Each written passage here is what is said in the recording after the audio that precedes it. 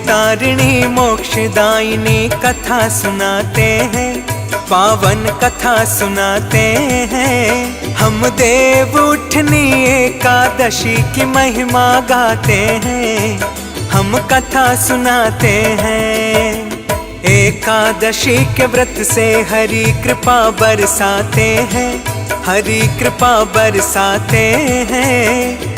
देव उठनी एकादशी की महिमा गाते हैं, हम कथा सुनाते हैं। जय श्री हरि भगवान, करो कृपा है दया निधान। जय श्री हरि भगवान, करो कृपा है दया निधान।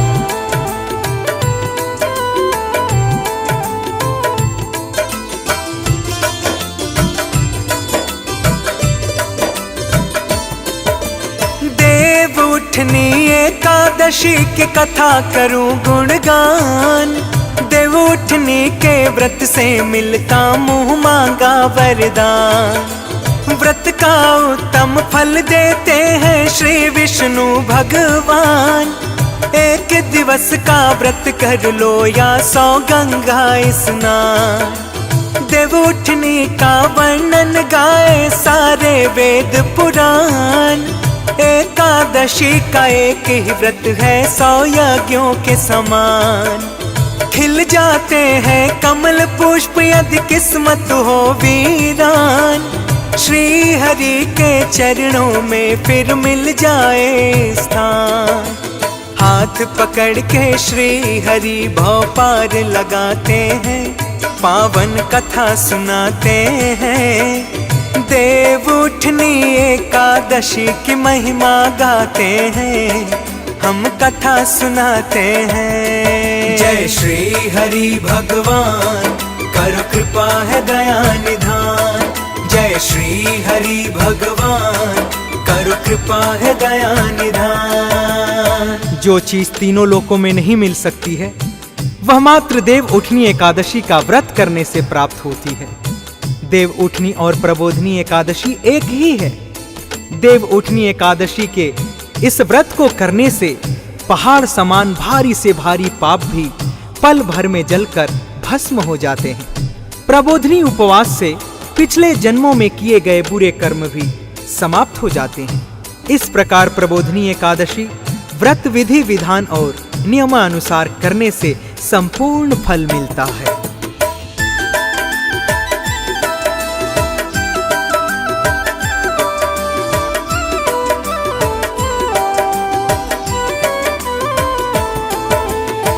उठनी के व्रत की मन में इच्छा भी आए, तब भी 100 महायज्ञ का फल वह पा जाए। रात्रि जागरण करने से पुरखे तर जाते हैं। पुत्र रत्न और द्रव्य रत्न से घर भर जाते हैं। पितृ नरक यदि भोग रहे तो जाए विष्णु धाम। कष्ट से छुटकारा पाए उसे मिले पूर्ण विश्राम। ब्रह्म हत्या के पाप से भी मुक्ति मिल जाती है। ऊर्जावान बने ऐसी शक्ति मिल जाती है। स्वर्ण और गोदान बराबर फल मिल जाते हैं, पावन कथा सुनाते हैं।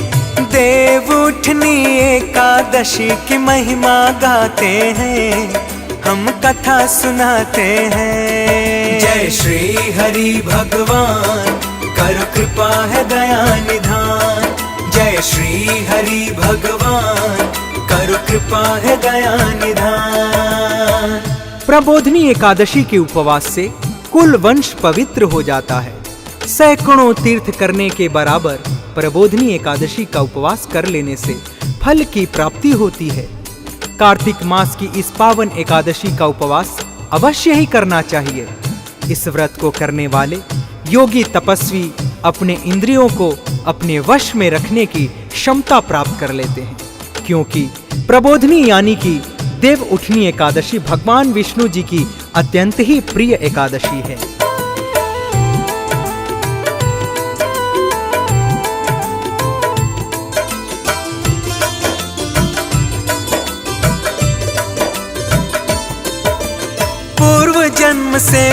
भी पाए जाए मुक्ति धाम, योनि योनि की भटकन से मिल जाए विश्राम।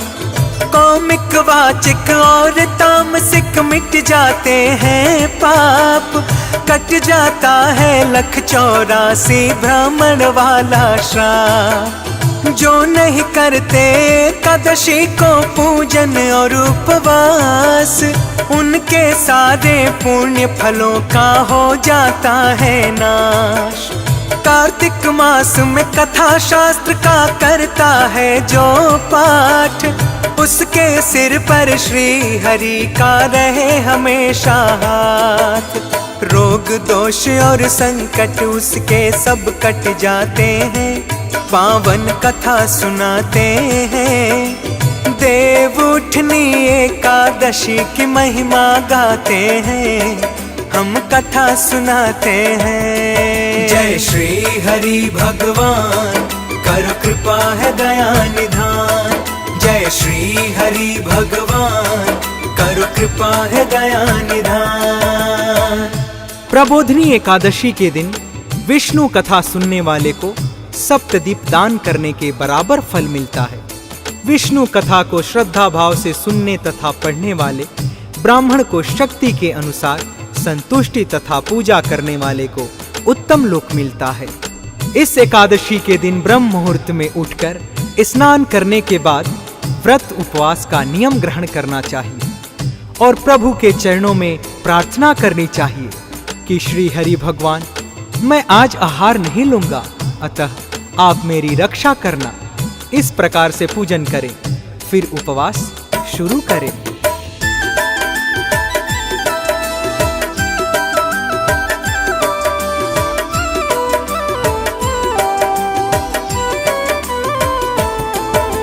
रात में श्री हरि के चरणों में बैठ करो कीर्तन, धूप दीप और पुष्प चढ़ाओ, मिले कीर्ति और धन। शंख के जल से अर्घ्य देने से मिलता है यश वैभव, कितना भी हो कठिन कार्य सब हो जाता है संभव। व्रत करने वाले की किस्मत चमके सूर्य समान, चेहरे पर खिल रहे हमेशा फूलों से मुस्कान। कष्ट और चिंता न कोई जीवन में आए, एकादशी का व्रत रखे जो हरि भजन गाए। उसके पथ में इंद्रदेव जी पुष्प बिछाते हैं, पावन कथा सुनाते हैं। देव उठनी एकादशी की महिमा गाते हैं, हम कथा सुनाते हैं। जय श्री हरि भगवान, करो कृपा है दया निधान। जय श्री हरि भगवान, करो कृपा है दया निधान। कार्तिक मास में बेलपत्र अगस्त्य के फूलों से जो प्रभु का पूजन करता है, वह मरणोपरांत विष्णु धाम में शरण पाता है। और कार्तिक मास में तुलसी दल से भगवान की पूजा करने वाला 10,000 जन्मों के पापों से मुक्त हो जाता है। इसी मास में तुलसी माँ के दर्शन करने वाला, तुलसी माँ को स्पर्श करने वाला अथवा ध्यान कीर्तन करने वाला, तुलसी का पौधा आरोपित करने वाला, तुलसी माँ की सेवा करने वाला 1000 कोटि काल तक विष्णु धाम में निवास करता है। तुलसी का पौधा लगाने वाला व्यक्ति तथा उसके कुटुंब महाप्रलय तक विष्णु धाम में रहते हैं।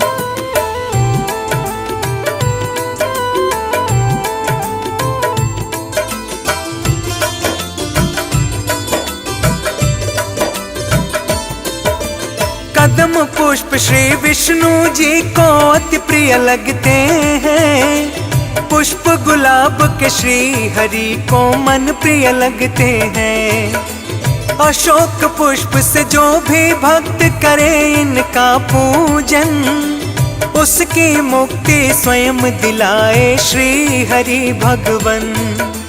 लाल सफेद कनेर पुष्प जो हरि को चढ़ाता है, तीनों लोकों में वह प्राणी वैभव पाता है। दुर्बादल जो श्री चरणों में अर्पण करता है, फिर वह अपनी कर्म तिजोरी स्वयं ही भरता है। धर्म कर्म ही हाथ पकड़ भव पार लगाते हैं, पावन कथा सुनाते हैं। देव उठनी एकादशी की महिमा गाते हैं, हम कथा सुनाते हैं। जय श्री हरि भगवान, करो कृपा है दया निधान। जय श्री हरि भगवान, करो कृपा है दया निधान।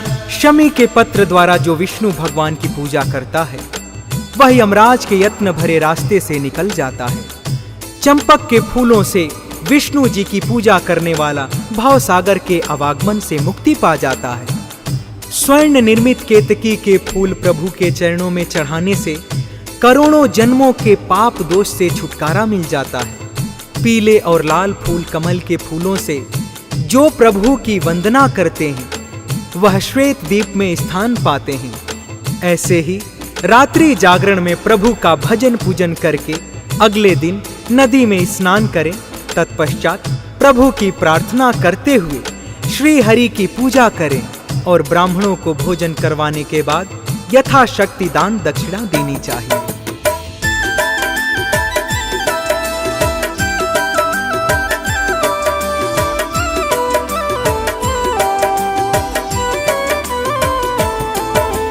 ब्राह्मण को भोजन करवा कर यथाशक्ति दे दान, जन्म जन्म में होता रहेगा फिर उसका कल्याण।